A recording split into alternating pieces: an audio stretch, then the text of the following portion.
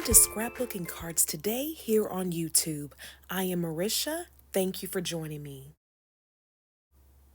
Today I'm sharing a fun and easy card making technique called ink smooshing. It's a quick way to create beautiful, organic backgrounds that add a unique touch to any card project. So let's go ahead and get started.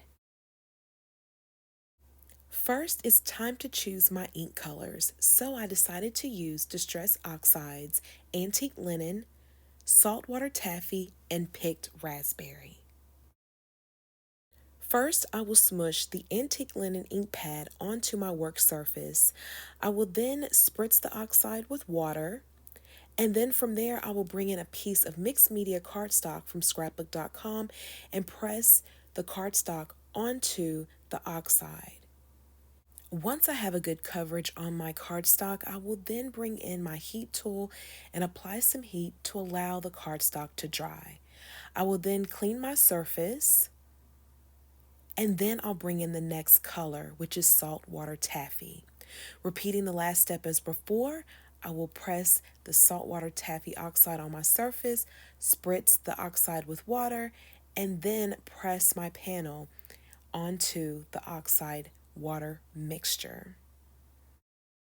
For this technique, I do encourage you to experiment before you commit. You do have the option to use one color to create your background, two or even three, as I'm demonstrating here. I encourage you that if you use three colors, start off with your lightest color first and then build your layers. And here, my friend, is the final result of my background. Next, I'm going to create a fun background using Distress Spray Stains Mowed Lawn. I will spritz the stain on my work surface, and then I will bring in a piece of the mixed media cardstock and press it in the stain. And as I did previously, I will apply heat with my heat tool, and here is the final result of this background. Next, I will bring in a panel that I embossed using Honeybee Stamp's burlap embossing folder. Using Distress Oxide's tumbled glass, I will spritz some water on the oxide, and I will use a piece of acetate to lift the oxide and apply it to the panel. This will add a fun accent to this panel. I will then bring in scrapbook.com's black luster brush, and I'm going to give it a few taps to create some splatter on the panel. You can allow the panel to air dry or speed up the drying process by using a heat tool. For my sentiment, I selected Hello Sunshine from the Sunshine Bloom stamp set. I stamped the sentiment and then die cut it using the coordinating die. I used scrapbook.com's Market Blooms Florals die set to die cut flowers from the backgrounds I created earlier. Look at these gorgeous, gorgeous flowers. I will now position the die cuts and the sentiment on my panel. Once I'm happy with the placement, I will use foam tape and liquid adhesive to adhere the flowers to the panel.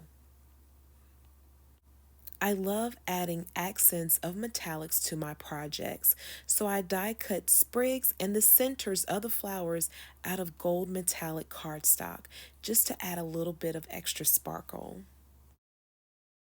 To ensure my sentiment fits perfectly over my flower cluster, I decided to add 4 extra layers of cardstock, but I cut it. So as you see, half of the sentiment has those extra layers of cardstock and the other does not. That way this will fit perfectly over my flower cluster.